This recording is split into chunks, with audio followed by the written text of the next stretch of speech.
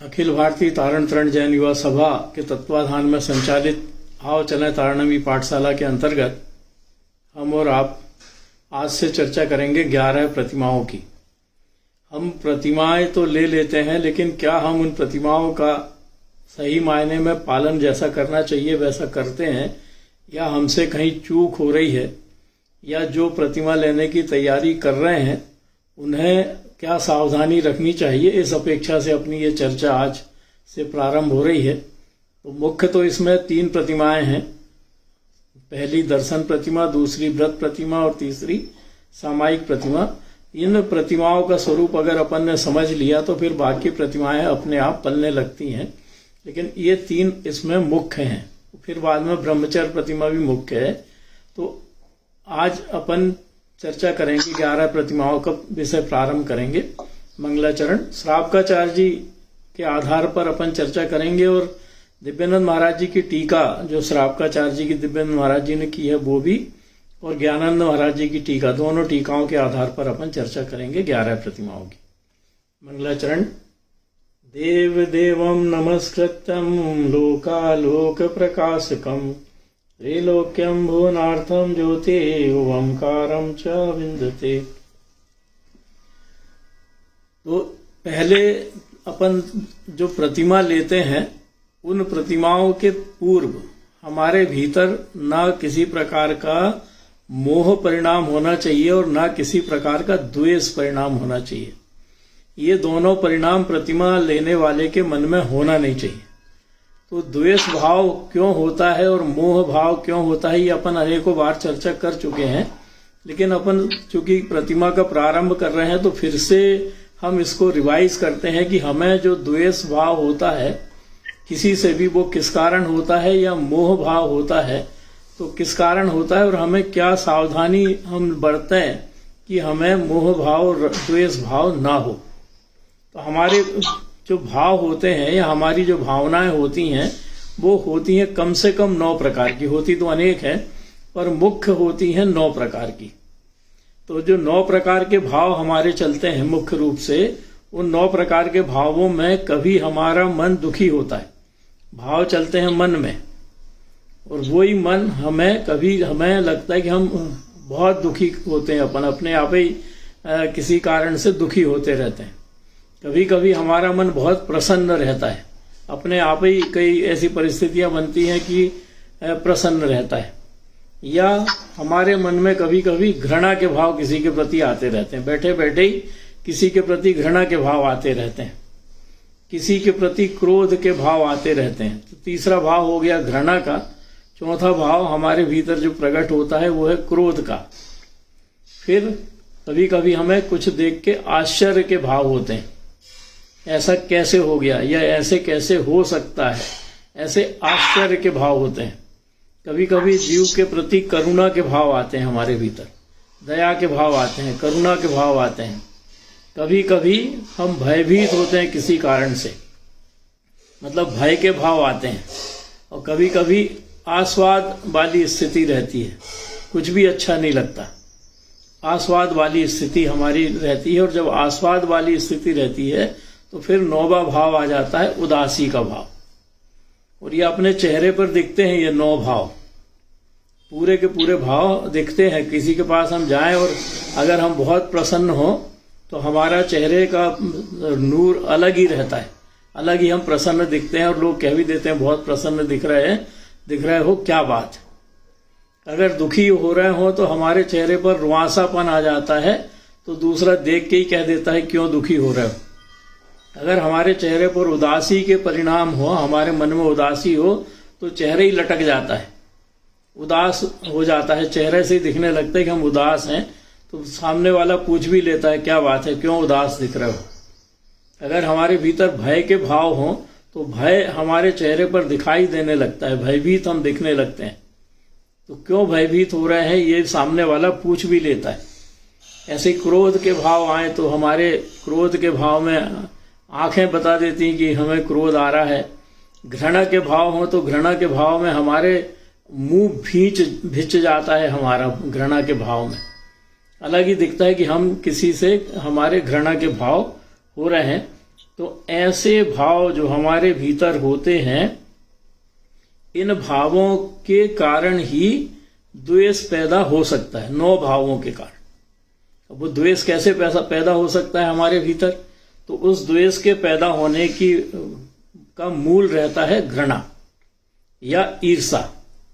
पहली तो रहती है ईर्षा और दूसरी रहती है घृणा। घृणा ऐसी कि हम किसी को पसंद नहीं करते या किसी के प्रति हमारे भीतर कटुता भरी हुई है।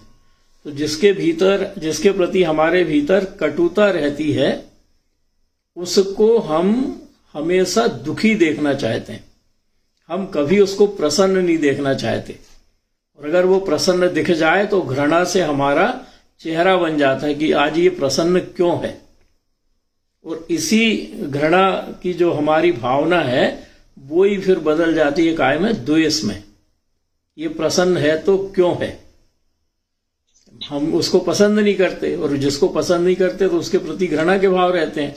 और घृणा के भाव रहते हैं तो हमें लगता है कि हमेशा दुखी ही रहे, और वो दुखी नहीं दिखता तो हमें लगता है कि इसको मैं कैसे दुखी कर दूं। ये भी हमारी भावना हो जाती, मतलब ये प्रसन्न ना रहे। तो ऐसे भावना अगर हमारे भीतर है तो ये द्वेष भाव कहलाता है।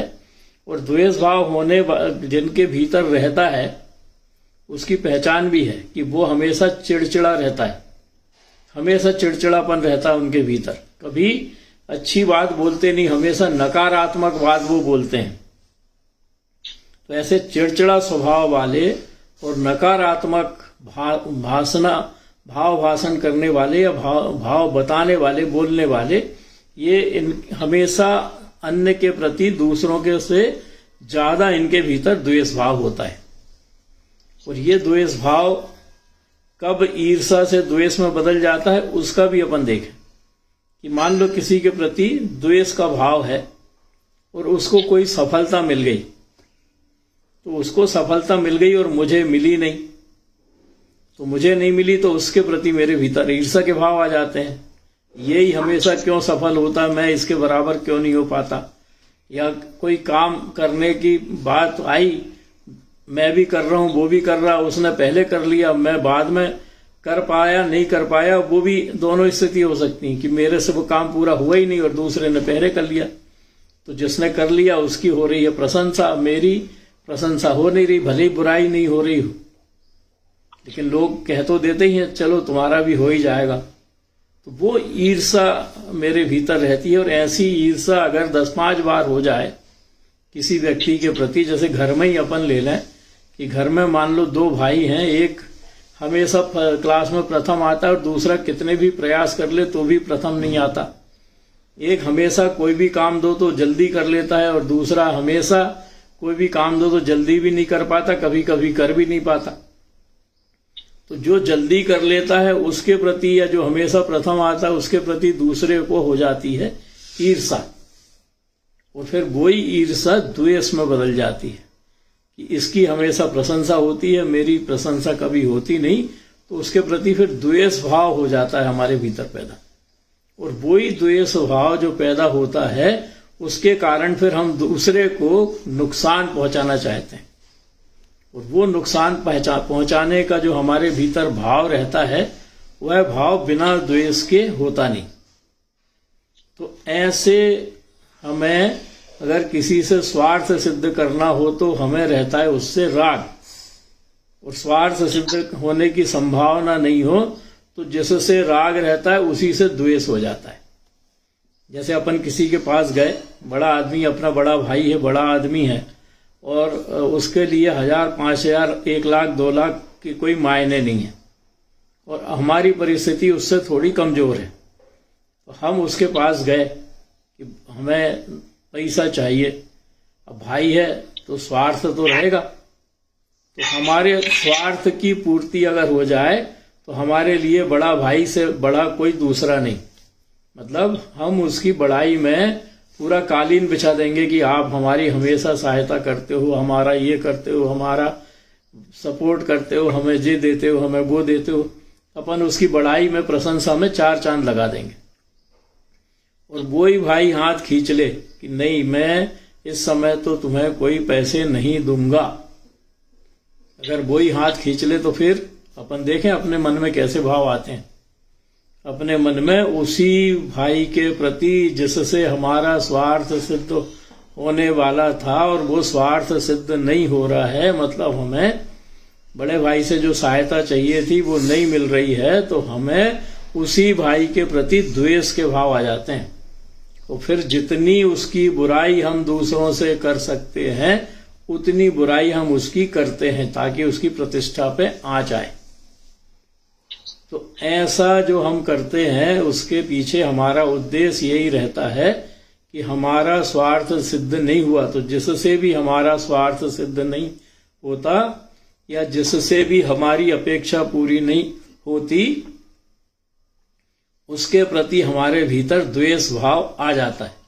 और वो द्वेष भाव किसी के भी प्रति आ सकता है, चाहे पति हो, चाहे पत्नी हो, चाहे माँ हो, चाहे पिताजी हो, चाहे बेटा हो, चाहे बहू हो, चाहे लड़की हो, चाहे दामाद हो, या कोई भी नाते रिश्तेदार हो, जिसके निमित्त से भी हमारे चारों ओर कहें या हमारे प्रतिकूल परिस्थितियां पैदा होती हैं, उस प्रतिकूल परिस्थिति पैदा करने वाले के प्रति हमारे भीतर द्वेष का भाव प्रकट हो जाता है। और बहुत ज्यादा द्वेष हो तो हम उसको देखना भी नहीं चाहते, नफरत हो जाती है। फिर हमें अपन कहते भी हैं कि मुझे उसको देखना भी नहीं है। और ऐसे द्वेष भाव अगर हमारे भीतर हैं तो फिर हम कहाँ से व्रत प्रतिमा ले सकते हैं, ये पहली दर्शन प्रतिमा कहाँ से ले सकते हैं? क्योंकि हमने फिर अभी जो स्वरूप है, सच्चा स्वरूप सम्यक दर्शन का, वही नहीं समझा, तो हमारी दर्शन प्रतिमा कहाँ से हम ले सकते हैं? तो पहले हम देखें कि हमारे भीतर कहीं ये द्वेष भाव है तो नहीं। अगर हमारे भीतर कोई हमारा, मान लो कोई हमारी लगातार उपेक्षा कर रहा है, घर में ही मान लें, अपन बाहर तो अपन किसको देखते हैं? घर के, सबसे पहले घर के लोगों को देखते हैं, फिर रिश्तेदारों को देखते हैं, फिर मिलने जुलने वाले दोस्तों को देखते हैं। उसके अलावा अपने को किसी से मतलब नहीं रहता। अगर अपने को द्वेष होगा तो परिवार के सदस्यों से होगा, रिश्तेदारों से होगा, या मिलने जुलने वाले दोस्तों से होगा। और द्वेष उन्हीं से होगा जिनने हमारे होते काम में टांग अड़ाई हो या जिनसे हमारी अपेक्षा पूरी नहीं हुई हो। भले ही वो घर का सदस्य हो, चाहे रिश्तेदार हो, चाहे मिलने जुलने वाले दोस्त हो, केवल इन्हीं के प्रति राग या द्वेष भाव होता है और उसके अलावा किसी के प्रति नहीं होता। क्योंकि ये हमें लगता है कि ये हमारी अपेक्षाएं पूरी करेंगे। तो अब अगर हमारी कोई लगातार उपेक्षा कर रहा है, जैसे घर में ही होता है कि एक लड़का अच्छा पढ़ने वाला है और दूसरा लड़का कम पढ़ने वाला है, तो अच्छे पढ़ने वाले की हर मांग पूरी होती है और कम पढ़ने वाले की हर मांग में से एकाध मांग पूरी होती। तो उसे लगता है कि उसकी उपेक्षा हो रही है। और जिसकी घर में उपेक्षा होती है उसका कॉन्फिडेंस लेवल खत्म हो जाता है, आत्मविश्वास खत्म हो जाता है, अर्थात वो हीन भावना से ग्रसित हो जाता है। उसको लगता है कि मैं तो कुछ कर ही नहीं सकता, ऐसी हीन भावना से वो ग्रसित हो जाता है। क्योंकि हर कोई तो उसको टोकता है, हर कोई टोकता है घर में कि तू ये नहीं करता, तू वो नहीं करता, तू ये नहीं कर सकता, तू वो नहीं कर सकता। तो ऐसी भावना उसके भीतर हम भर देते हैं कि वो हीन भावना से ग्रसित हो जाता है और अपने आप को घर में ही उपेक्षित महसूस करता है। और ऐसा घर में उपेक्षित महसूस करने वाला व्यक्ति या लड़का, बताओ किससे प्रेम करेगा? करेगा किसी से प्रेम, या सबके प्रति द्वेष भाव रखेगा? वो बदला लेने की भावना आ जाएगी उसके भीतर। बोले होता है ऐसा कहीं कि नहीं होता? हमेशा अपने को इसलिए घर में किसी की भी अपने ओर से तो उपेक्षा नहीं करनी चाहिए। वो जो भोग रहा है वो तो बेचारा अपने कर्म के उदय में भोग रहा है, और जो कर्म के उदय में भोग रहा है उसको हम और प्रताड़ित कर रहे हैं। तो और प्रताड़ित करेंगे तो वो और उपेक्षित महसूस करेगा। इसलिए किसी की भी घर में अपना अपना सबका अस्तित्व है, तो अपने परिवार में किसी की भी उपेक्षा बनते कोशिश नहीं करना चाहिए। क्योंकि हम उपेक्षा करेंगे तो वो हमारे प्रति जबरन के द्वेष भाव बांध लेगा।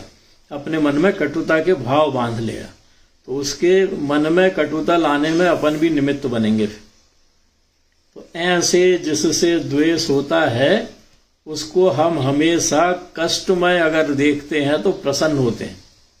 वो खुशी, उसको उसके चेहरे पर खुशी दिखे तो हमें ईर्ष्या होती है कि ये खुश क्यों है। और अगर कष्टमय ना हो तो उसको कष्ट में देखने की तीव्र इच्छा होती है। मतलब हम भावना भाते रहते हैं कि इसके साथ कुछ ऐसा हो कि इसके तोते उड़ जाएं, मतलब कुछ ऐसी घटना घट जाए कि इसके घर में कलह मच जाए, इसके ये लगातार कष्ट में रहे, इसकी धन संपत्ति की चोरी हो जाए, इसके लड़के बच्चे में से किसी को कुछ बीमारी, लंबी बीमारी हो जाए या कुछ भी हो जाए, ऐसा अपन उसको कष्ट में देखते हैं, देखना चाहते हैं उसको। मामा जी जय तारण। जी बहन जी जय तारण।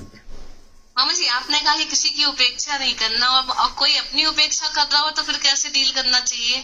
कर्म सिद्धांत को चिंतन कर लें। अगर अपनी कोई उपेक्षा कर रहा है तो कर्म सिद्धांत का चिंतन कर लें कि हमारे अयस प्रकृति नाम कर्म का उदय चल रहा है और इस कारण से ये हमारी उपेक्षा कर रहे हैं, और इनकी उपेक्षा करने से मैं अगर दुखी होऊंगा तो मेरे भीतर इनके प्रति द्वेष के भाव होंगे, और मेरे भीतर इनके प्रति द्वेष के भाव होंगे तो बिना क्रोध और मान के मेरे भीतर द्वेष के भाव पैदा होंगे नहीं। और जब मैं क्रोध और मान कसाय करूंगा तो मैं ही अपने अशुभ कर्मों का बंध करूंगा।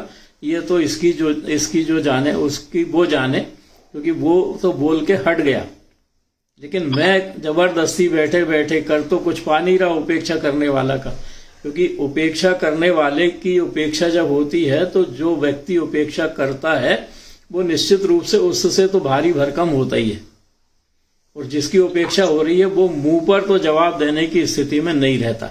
जहां तक मेरा अनुभव है कि वो मुंह पर जवाब देने की स्थिति में रहता तो फिर उसकी उपेक्षा ही नहीं होती। तो मुंह पर जवाब देने की स्थिति में नहीं होता उपेक्षित होने वाला, और इसलिए वो मन ही मन कुढ़ता रहता है, क्रोध करते रहता है कि मैं इसका कैसे बुरा कर दूं।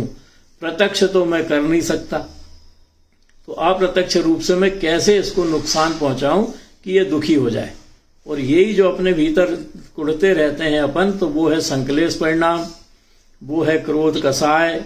और ये संकलेश परिणाम और क्रोध कसाय के कारण हम असाता वेदनी कर्म का बंद करते हैं बैठे बैठे, और चारित्र मोहिनी कर्म का भी बंद करते हैं, और अज्ञान दशा के कारण दर्शन मोहिनी कर्म का भी बंद करते हैं।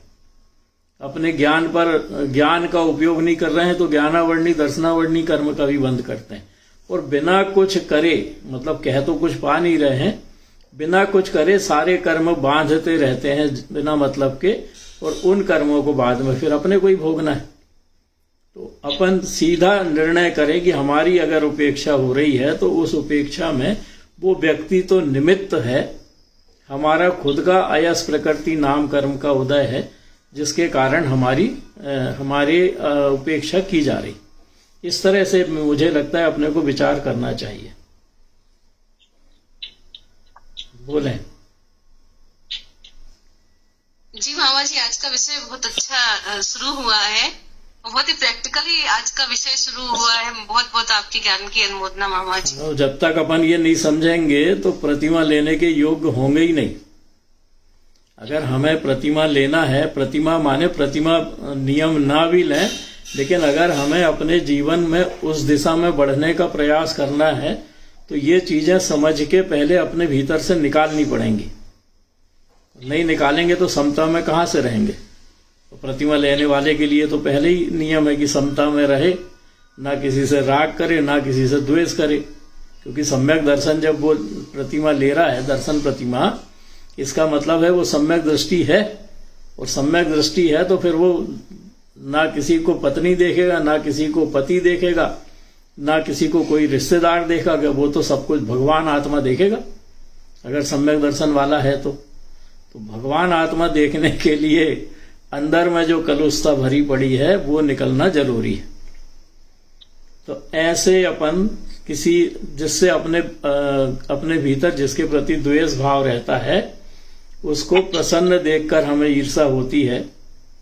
अगर उसके पास हमसे अधिक धन संपत्ति है, उसकी अधिक पद प्रतिष्ठा है, उसका अधिक मान सम्मान हो रहा है, तो वो सब देख के भी हमें उससे ईर्ष्या होती है और वो ईर्ष्या द्वेष में बदल जाती। क्यों? हमें ये लगता है कि इसको क्यों मिल रहा है, ये नहीं मिलना चाहिए। ऐसे ही किसी के बच्चे अच्छे पढ़ने वाले हैं, किसी की पत्नी सुंदर है या किसी की पत्नी सुघड़ है, तो उसको देख के, या किसी का पति सुघड़ है, किसी का पति कमाने वाला है, उसको देख के भी अपने मन में ईर्ष्या पैदा हो जाती कि इसका पति कितना अच्छा, मेरा पति तो अच्छा नहीं है, इसकी पत्नी कितनी अच्छी, मेरी पत्नी तो, इसके बच्चे कितने अच्छे, मेरे बच्चे तो। ऐसे कंपैरिजन कर करके हम जबरदस्ती के दुखी होते रहते हैं, ईर्ष्या करते रहते हैं, और ईर्ष्या ना जाने कब हमारी ईर्ष्या बढ़ बढ़ के द्वेष भाव में बदल जाती। कोई अपने शादी हो रही हो किसी बेटा बेटे की और किसी ने उसमें फैंची मार दी हो माने किसी ने उसको रुकवा दिया किसी कारण से, तो वो रुकवाने वाला तो निमित्त बना, शादी तो वैसी होनहार थी इसलिए रुकी, लेकिन अपने को जिसके कारण से हमारे बेटा बेटी की शादी रुकी या कोई भी होता काम रुका, उस व्यक्ति के प्रति द्वेष के भाव आ जाते हैं। जैसे किसी के निमित्त से व्यापार में नुकसान हो गया या किसी के निमित्त से होते काम में नुकसान हो गया, तो उस व्यक्ति के प्रति हम उसको निमित्त नहीं मानते, हम उसके प्रति द्वेष भाव करने लगते हैं।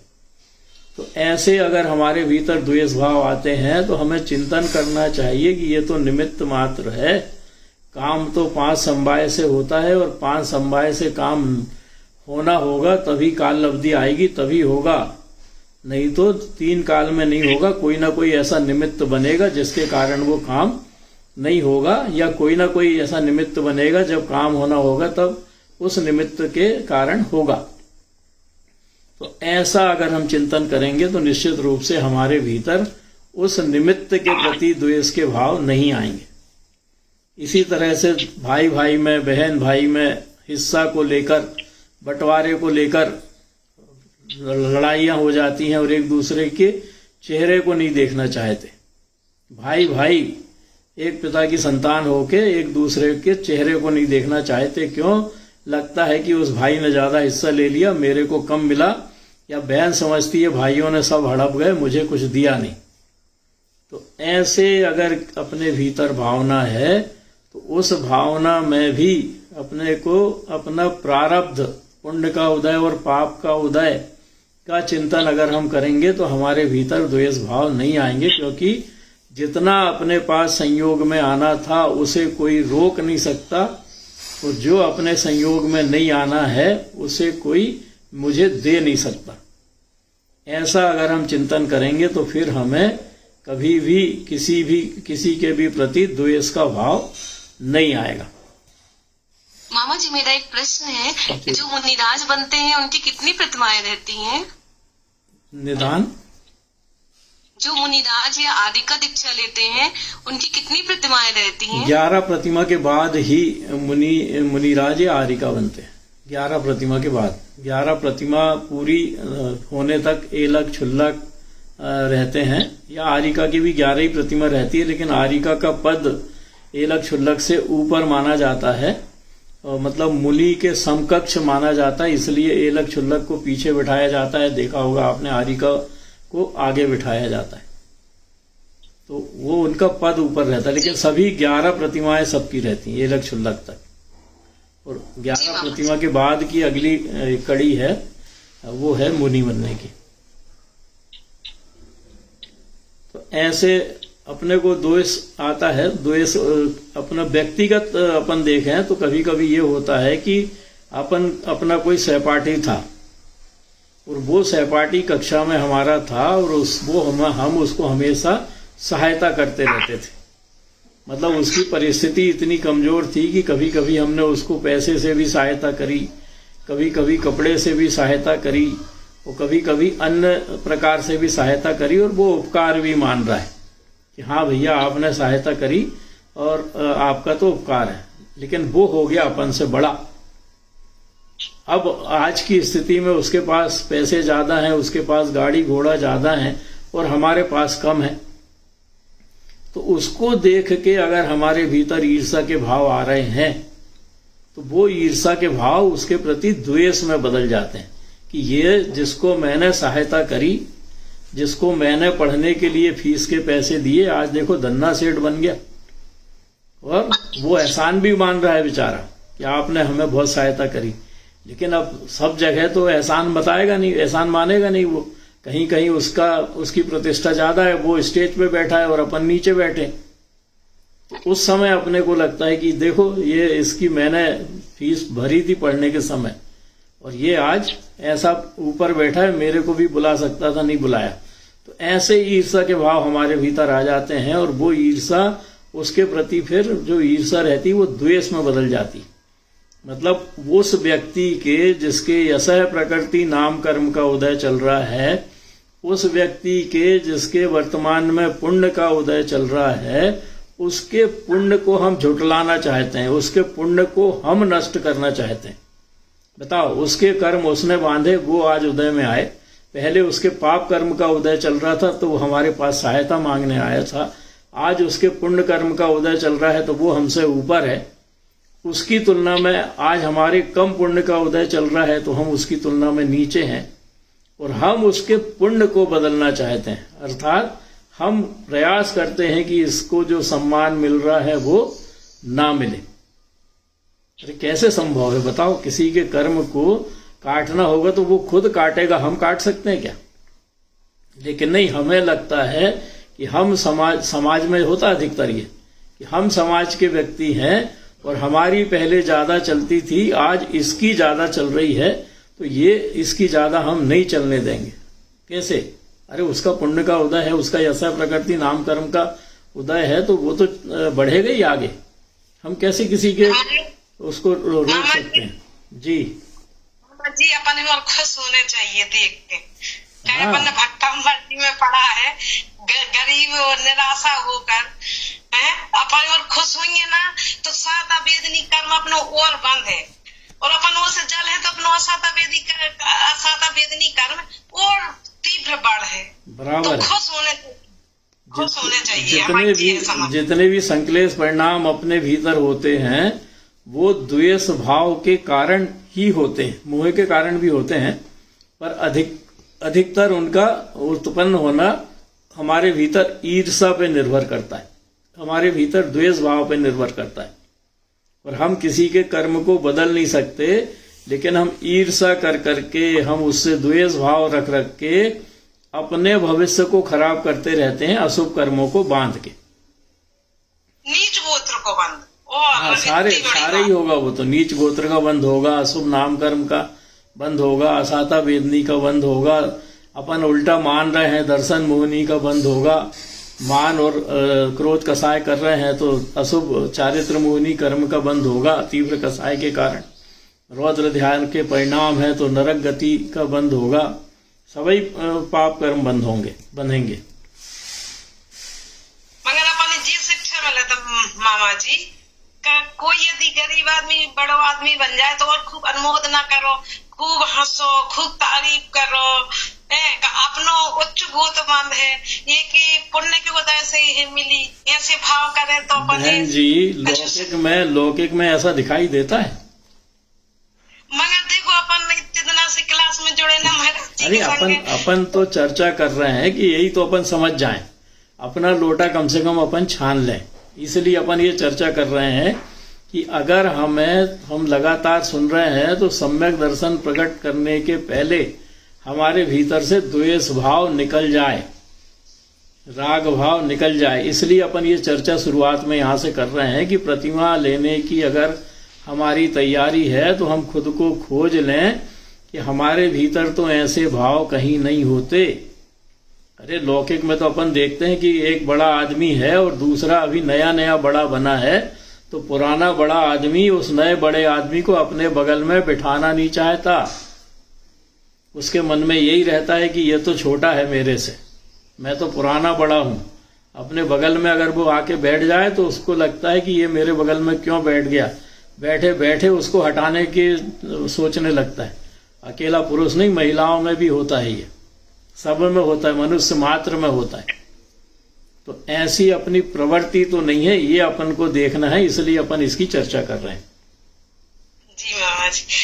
मगर पूरी शिक्षा मेरा मामा जी यही मिल रही है कि अपन सुनबे, जैसे गलती भी हो रही है अपनी तो अपन वापसी आ जाओ, कहीं अपन तो सुन रहे हैं, अपना भविष्य दिख रहा है, अपने कितने इस दिन की आयु जी भाव चला था मामा जी। बराबर बराबर, अगर ये चलते तो होनहार अच्छी है अपनी, निश्चित रूप से अपनी अच्छी होनहार है अगर हमारे भाव सुधर रहे हैं तो।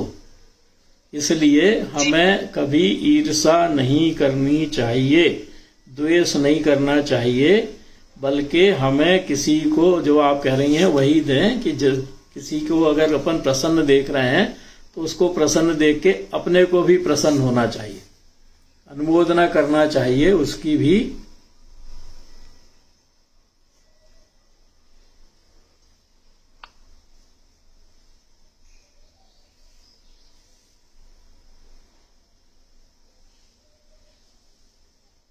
मेरी आवाज आ रही है?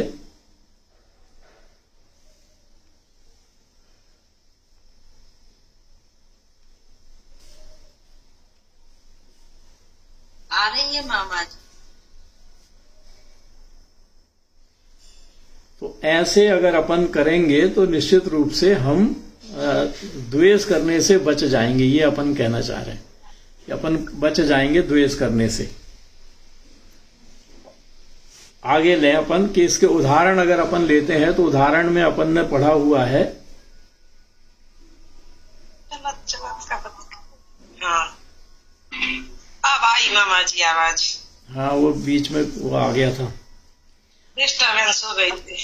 तो जैसे चाणक्य था, चाणक्य को की उपेक्षा हुई थी, एक राज परिवार ने उपेक्षा करी थी, तो चाणक्य की नंद वंश ने उपेक्षा करी थी, तो उसने द्वेष भाव के कारण पूरा उस नंद वंश का सर्वनाश करवा दिया था, एक सामान्य व्यक्ति को निमित्त बना के।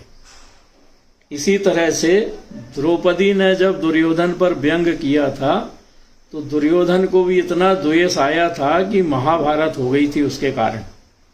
तो ऐसे बड़े बड़े उदाहरण अपने सामने है, तो अपन देखें कि अपन भी इस तरह से अगर द्वेष भाव रखेंगे तो द्वेष भाव रखने पर हम प्रति समय द्वेष की आग में जलते रहेंगे, प्रति समय क्रोध करते रहेंगे, प्रति समय तनाव में रहेंगे, और जो हमारा विरोधी है उसको शत्रु मानते रहेंगे, और शत्रु मान के उसका नुकसान करने की भावना भाते रहेंगे, उसका नुकसान करने की योजना बनाते रहेंगे, और ऐसा कर करके हम अशुभ कर्मों का बंध करते रहेंगे, और अशुभ कर्मों का बंध कर करके इस संसार से निकल लेंगे निचली गतियों में।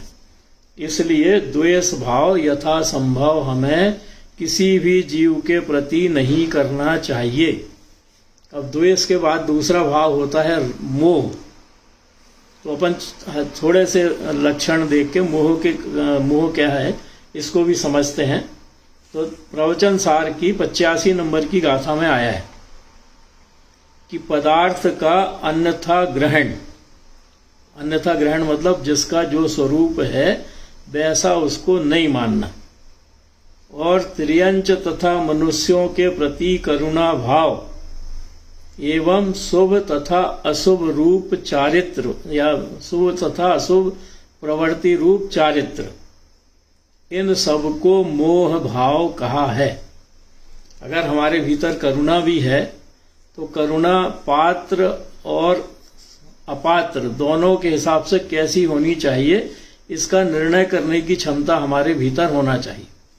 क्योंकि अंधविश्वास तो ये है कि हमने दान दिया तो दान दिया तो हमें अच्छी गति मिलेगी, ये अंधविश्वास है। अब दान किसको दे रहे हैं ये भी नहीं देख रहे कि दान जिसको दे रहे हैं वो कहीं शराब पीने वाला तो नहीं है, क्योंकि करुणा से अपन देते हैं दान करुणा भाव से, तो शराब पीने वाला तो नहीं है, कहीं वो मांस भक्षण करने वाला तो नहीं है। उसको दे दिया अपन ने 150 रुपए, उससे जाके उसने पी लिया शराब, उससे उसने खा लिया मांस, तो उसकी अनुमोदना हो गई अप्रत्यक्ष रूप से। तो ऐसे सुपात्र और कुपात्र दोनों को देख के करुणा भाव हमारे भीतर आना चाहिए।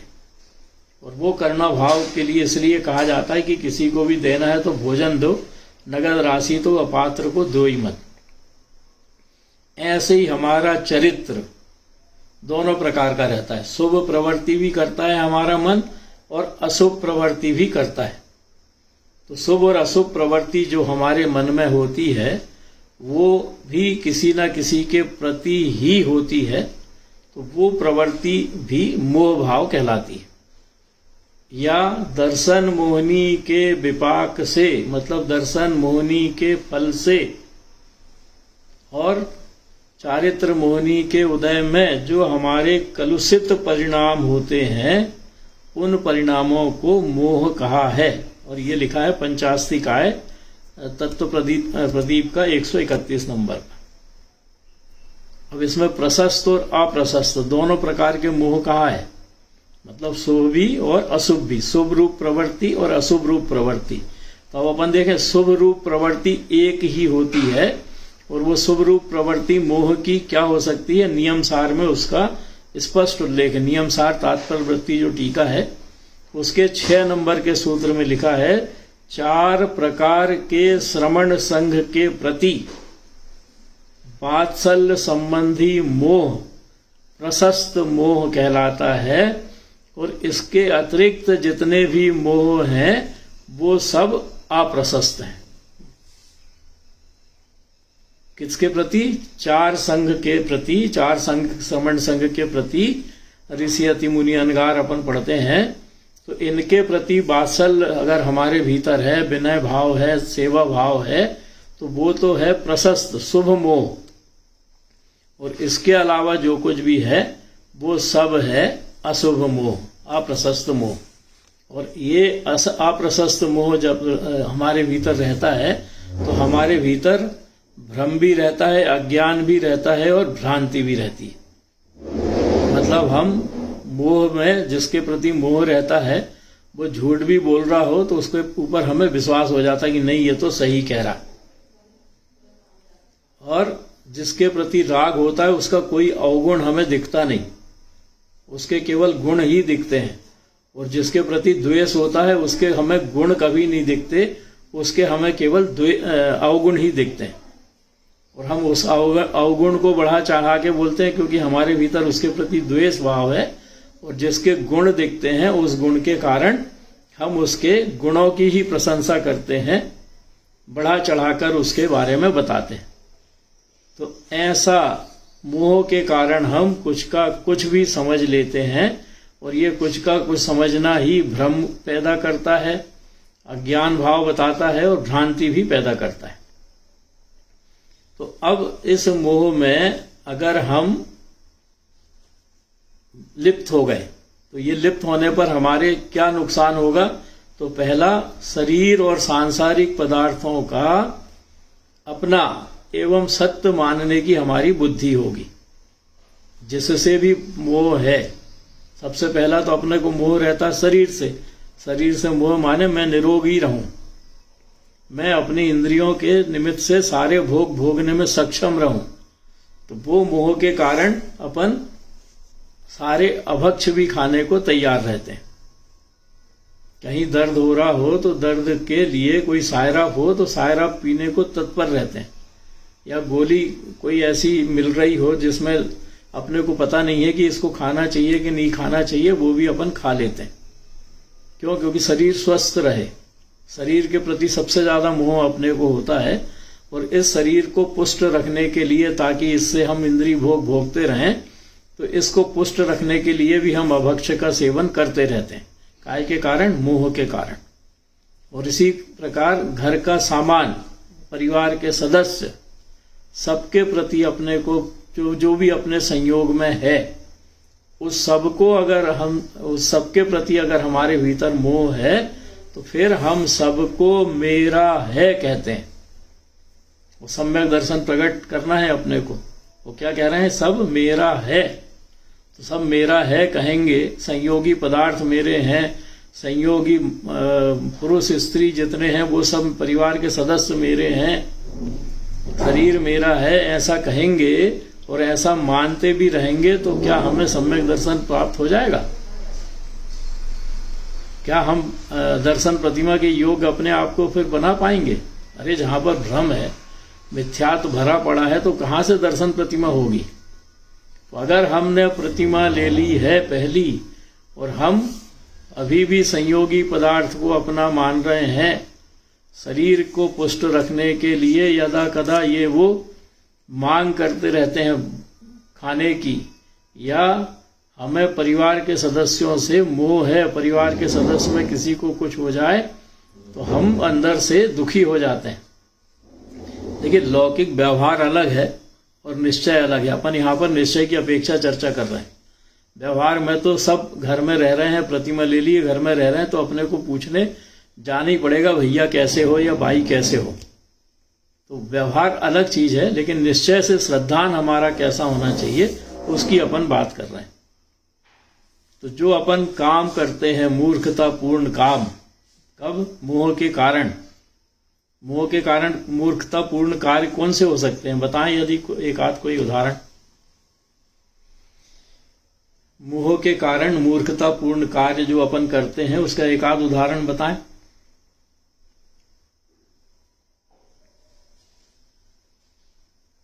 बोले कोई?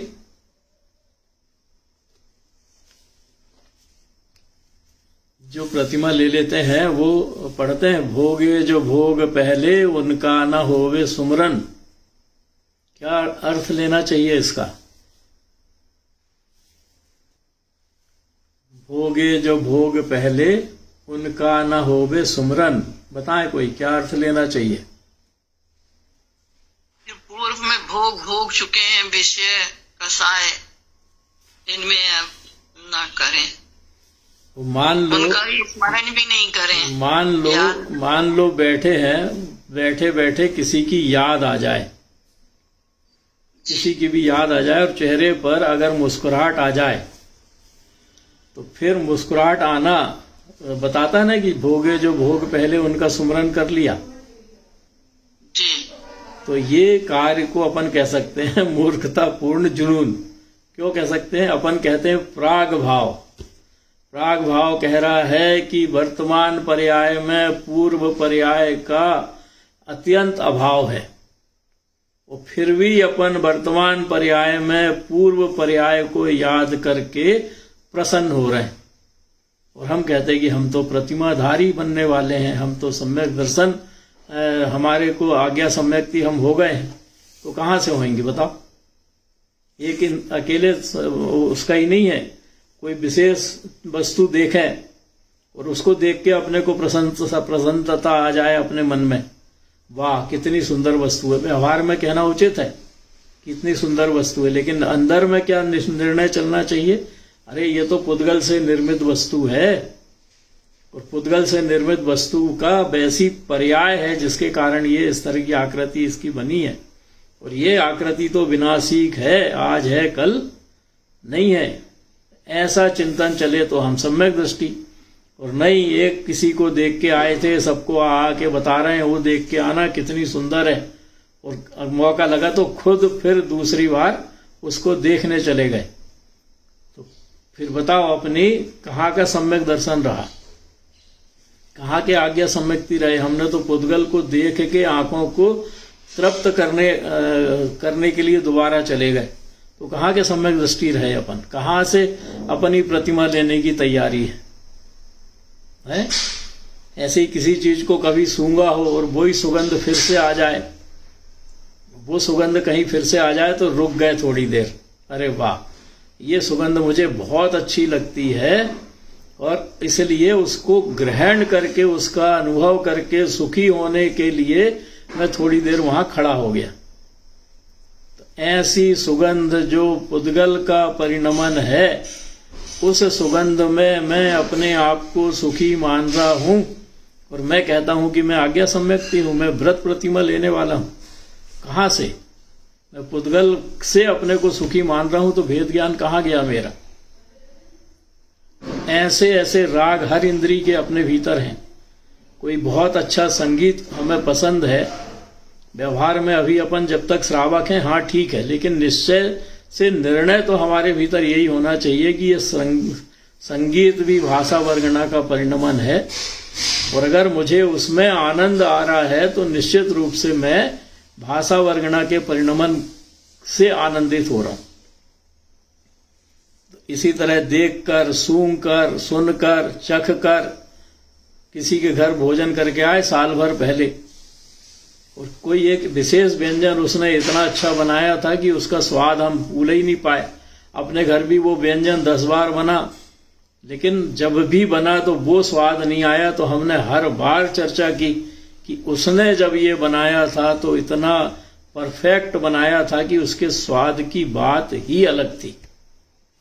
और आज फिर उसने हमको आमंत्रित किया है तो हमारे मन में पहले से ही लड्डू फूटने शुरू हो गए कि उसके यहाँ मुझे फिर से वो व्यंजन खाने को मिलेगा। और वो उसको बोल भी दिया कि तुमने वो बहुत अच्छा बनाया था, बनाना, निकट संबंधी है तो बताओ, अपनी जीभ जो साल भर पहले से लपलपा रही थी आज भी लपलपा रही है, तो हम आज्ञा सम्यक्ति हैं? हमने तो स्वाद में सुख मान लिया, स्वाद में सुख मान के उससे राग कर लिया कि वो व्यंजन मुझे पसंद है, मोह हो गया उससे। सुगंध मुझे पसंद है, उससे मोह हो गया। किसी आकृति को देख के उससे मोह हो गया। किसी भोगे हुए भोगों को याद करके मेरे चेहरे पर प्रसन्नता आ गई, ऐसा भोगा था, फिर मौका मिलेगा तो फिर भोगूंगा। तो ऐसे अगर हमारे भीतर आसक्ति है तो इसी आसक्ति को अज्ञान कहा है, इसी आसक्ति को भ्रम कहा है, इसी आसक्ति को असत्य कहा है। और ऐसा अगर मेरे भीतर है तो मैं व्रत प्रतिमा लेने के योग्य अभी हुआ ही नहीं। व्रत प्रतिमा छोड़ो, दर्शन प्रतिमा लेने के योग्य नहीं हुआ अभी। तो मैं कहता हूं कि नहीं, मेरी तो दर्शन प्रतिमा लेने की तैयारी है। अरे कहाँ की दर्शन प्रतिमा, जब तक आज्ञा सम्यक्ति भी ढंग से नहीं हुए हैं तो प्रतिमा कैसे ले सकते हैं अपन। तो ऐसे मोह उत्पन्न होने के हमारे कारण में मूल है आसक्ति। उस आसक्ति के कारण ही हमारे भीतर मोह उत्पन्न होता है। और जब किसी के प्रति तीव्र मोह रहता है तो हमारी बुद्धि काम करना बंद कर देती है। क्यों बुद्धि काम करना बंद कर देती है? क्योंकि हमारी आंखें मूंद जाती हैं उसके लिए, अर्थात हम विवेकहीन हो जाते हैं। और विवेकहीन होके हम फिर ऐसा उसके सपोर्ट में बोलते हैं कि जो नहीं बोलना चाहिए वो भी बोल जाते हैं। तो ऐसे व्यक्ति जो मोही होते हैं उनके लक्षण भी अपन देख सकते हैं, बाह्य लक्षण। कि बाह्य लक्षण में सबसे पहला तो यही है कि वो किसी विशिष्ट व्यक्ति, किसी विशेष व्यक्ति के प्रति वो इतना मोह में फंसा रहता है कि उसके प्रति, उसके भीतर उसकी वो एक भी उसके विपरीत सुन नहीं सकता। ऐसी जुनून रहता है उसके भीतर। अगर कोई उसका दोष बताए तो उसका दोष बताने पर वो दोष को देखता ही नहीं, वो तो केवल उसके गुण सुनना चाहता है। ऐसा मोही व्यक्ति अगर उस व्यक्ति से बिछुड़ जाए तो भयभीत हो जाता है, घबराहट होने लगती है, उसको दुख होने लगता है, अत्यंत चिंता उसे होने लगती है और वो विकल परिणाम उसके भीतर उत्पन्न हो जाते हैं। मतलब वो उसको जब तक उसके बारे में सही समाचार नहीं मिल जाए तब तक विकल रहता है। और विकल रहने का अंजाम अपन पढ़ रहे हैं 24 ठाना में कि विकल रहने से हम विकलात्रय की यात्रा करने की तैयारी करते हैं। तो ऐसे मोह के कारण व्यक्ति के सोच में या सोचने की क्षमता कम हो जाती है, काम करने की क्षमता कम हो जाती है। तो ऐसे हमें इससे बचना चाहिए। मतलब हमारे भीतर अगर आसक्ति के परिणाम है तो ये आसक्ति हमें हमारी सम्यक दर्शन से दूर करती है। तो इसलिए आसक्ति से बचने के लिए हमें अनासक्ति की भावना भानी चाहिए कहें, या अनासक्ति की भावना विकसित करनी चाहिए। और वो विकसित तभी होगी जब हम द्रव्य गुण पर्याय से जीवों को, वस्तुओं को देखेंगे। और द्रव्य गुण पर्याय से देखना शुरू करेंगे तभी हम कह सकते हैं कि हाँ, हम अब व्रत प्रतिमा, दर्शन प्रतिमा लेने के योग्य हो गए। और उसके लिए हमारे भीतर संयम का गुण आना ही चाहिए। प्राणी संयम और इंद्रिय संयम वाला गुण आना ही चाहिए। भले ही हम नियम नहीं लें लेकिन प्राणी संयम और इंद्रिय संयम वाला नियम अगर हमारे भीतर नहीं आएगा तो फिर इंद्रिय भोग भोगने की आसक्ति बनी रहेगी। प्राणियों पर जब इंद्रिय भोग भोगने की आसक्ति बनी रहेगी तो प्राणियों पर दया कहाँ से कर पाएंगे। फिर प्राणी संयम भी नहीं रहेगा और किसी के प्रति अगर हमारे भीतर तीव्र मोह होगा तो बिना पक्षपात करे हम रहेंगे नहीं। जैसे घर में दो नाती हों और दोनों नाती में एक को हम बहुत पसंद करते हो क्योंकि वो हमारी लल्लो चप्पो करता है और दूसरे को हम कम पसंद करते हैं क्योंकि वो हमारी बात सुनता नहीं। तो निश्चित रूप से जो लल्लो चप्पो करता है, चापलूसी करता है, उसको उसके प्रति मोह ज्यादा हो ही जाता है, मेरा बेटा। तो फिर अगर कुछ देने की बात आए तो जिससे मोह रहता है उसको ज्यादा देते हैं और जिससे मोह कम रहता है उसको कम देते हैं। होता है ऐसा कि नहीं? बताएं, दादी नानी सब तो बैठी हैं, बोले कोई। मामा जी मेरा यहाँ पर प्रश्न है, तो क्या ये जीव बिल्कुल एक स्वार्थी रहता है क्या? जहाँ से उसका स्वार्थ पूरा हो रहा होता है तो उसके प्रति राग, और जहाँ नहीं पूरा हो रहा होता है वहाँ देश। बिल्कुल, बिना स्वार्थ की तो दुनिया ही नहीं है। और जिसने वस्तु स्वरूप को समझ लिया है वो ही स्वार्थ को छोड़ सकता है। आप लौकिक में देख लो, अपना लौकिक में अपना खुद का लड़का हो और खुद का लड़का अपनी बात नहीं सुनना हो तो उसके प्रति भी अपने भीतर द्वेष के भाव आ जाते हैं। लड़के को अगर अपने से कोई स्वार्थ सिद्ध नहीं हो रहा हो तो अपने को कुछ बोलने में वो कोताही नहीं करता, या उसको वो सक्षम हो, लड़का और पिताजी भी बराबरी से सक्षम हो, तो अगर लड़का संस्कार वाला है तो वो पिताजी की सारी बातों को मानेगा। लेकिन अगर संस्कारवान नहीं है तो वो पिताजी को ठेंगे पर रख देता है कि मुझे तो तुमसे कुछ चाहिए ही नहीं, मैं खुद अपने आप में सक्षम हूं, तुम्हें जो करना हो करो। क्यों? क्योंकि स्वार्थ नहीं है ना उसको। और जब तक स्वार्थ रहता है लड़के का पिताजी से या पिताजी को लड़के से, तो दोनों एक दूसरे की लल्लू चप्पो में लगे रहते हैं, दोनों एक दूसरे को झेलते रहते हैं। तो ये तो दुनिया में बिना स्वार्थ के तो दुनिया ही नहीं है। स्वार्थी, पूरी दुनिया ही स्वार्थी है। जब तक जिससे ज्यादा स्वार्थ रहता है उसके साथ ज्यादा अपन रहते हैं, चापलूसी करते हैं, उसकी हाँ में हाँ मिलाते हैं, और जैसे ही उससे स्वार्थ सिद्ध हुआ तो उसको फिर बाद में छोड़ भी देते हैं कई बार।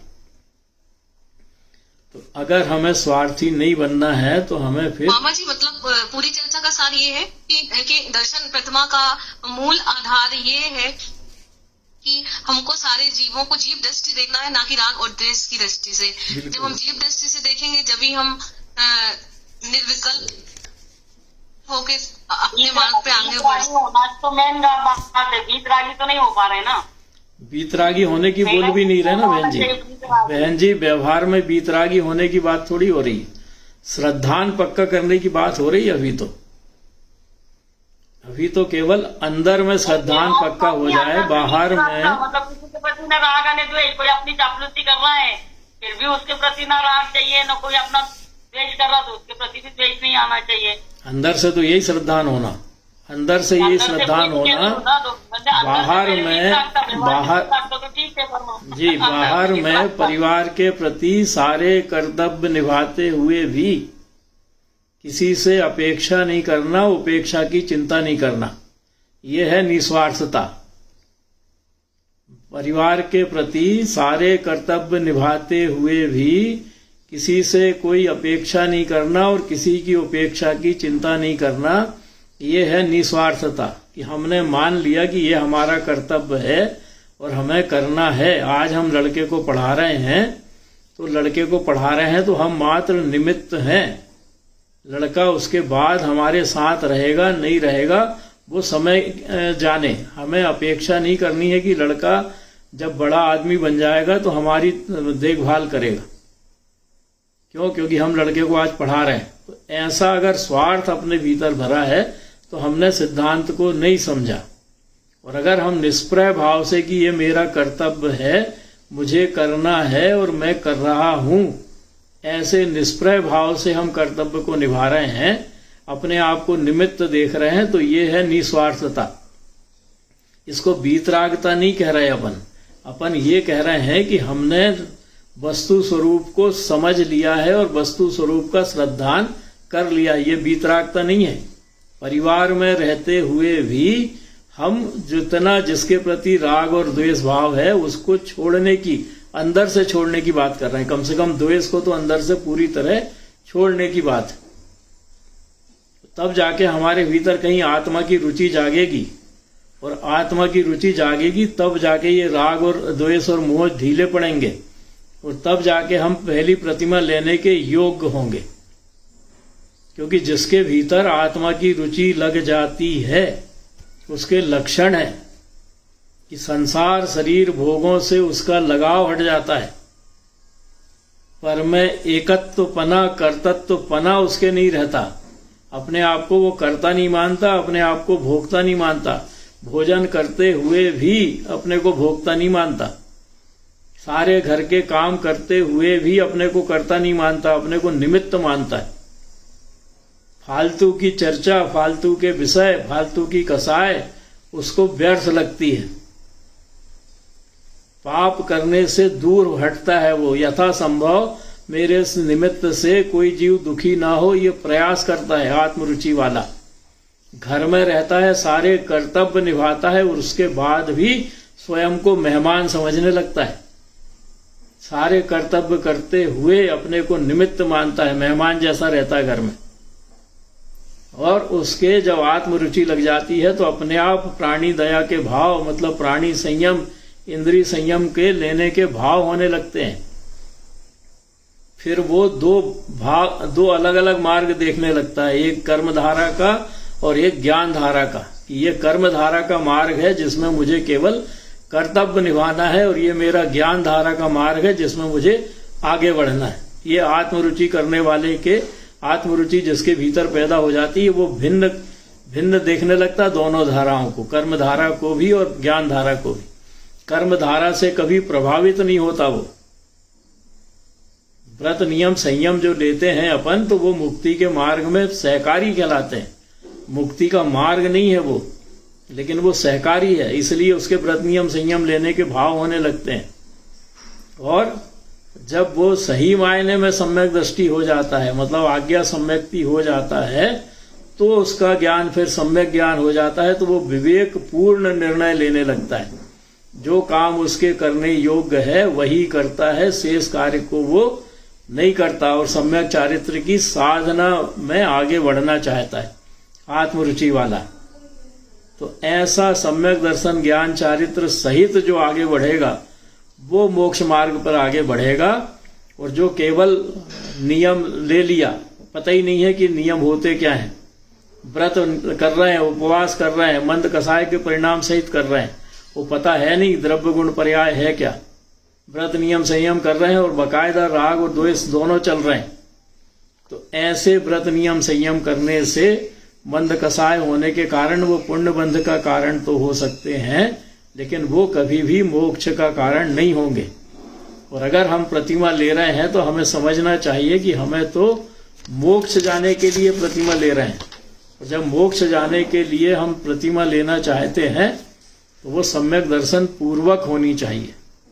अकेले बिना सम्यक दर्शन के प्रतिमा लेने का कोई औचित्य नहीं है। वो पुण्यबंध का कारण तो हो सकती है, लेकिन मोक्ष मार्ग में सहकारी नहीं हो सकती। तो ऐसे दो ही बातें अपनी चर्चा चली, मोह और द्वेष की। इसमें किसी को कुछ कहना हो तो कहें, अपन कल से फिर प्रतिमा का स्वरूप प्रारंभ करेंगे। जय तारिणी डॉक्टर साहब। जी बहन जी, बहुत वचन किया आपने कि पहले भूमि तो तैयार हो, तब वो पूरक प्रतिमा लेने के लिए आगे बढ़े। जी तो बराबर। अपना भी मतलब जिस जीव का श्रद्धान, ज्ञानानंद जी महाराज जी कहते थे कि जिसे धर्म का श्रद्धान और कर्म का विश्वास है तो वो ज्ञानी है। तो अपना पहली भूमिका में अपने को सबसे पहले धर्म का श्रद्धान और कर्म का विश्वास रहेगा तो ना कोई शल्य विकल्प कुछ नहीं आएंगे। बराबर, यही अपना आज की चर्चा का सार यही है। तो बस यही अभ्यास करना है। जितना इसका अभ्यास करेंगे कि बाई के बाद में तत् निर्णय का दृढ़ प्राण करूं झलकेगा अंतरात्म। तो ये दृढ़ श्रद्धान जितना होता जाएगा तो ये अपनी भूमि साफ होती जाएगी, तब अपन उसके अधिकारी बनेंगे। बराबर। और ये इसलिए चर्चा अपन ने करी है कि अगर अपन की अपनी तैयारी है तो पहले अपन अपने को टटोल लें कि अपन अपने भीतर ये गुण तो नहीं है, मोह वाले गुण और द्वेष वाले गुण। बहुत सुंदर। आप एक एक सूक्ष्म बातों का, परिणामों का विवेचन करते हैं तो अपने परिणामों की पकड़ और दृढ़ होती जाती है। बराबर। चलिए स्तुति लेते हैं। निज निधि निज में बताई, यह अनंत उपकार है, इसके लिए जिन वाणी माँ को वंदना सतबार, वंदना सतबार है।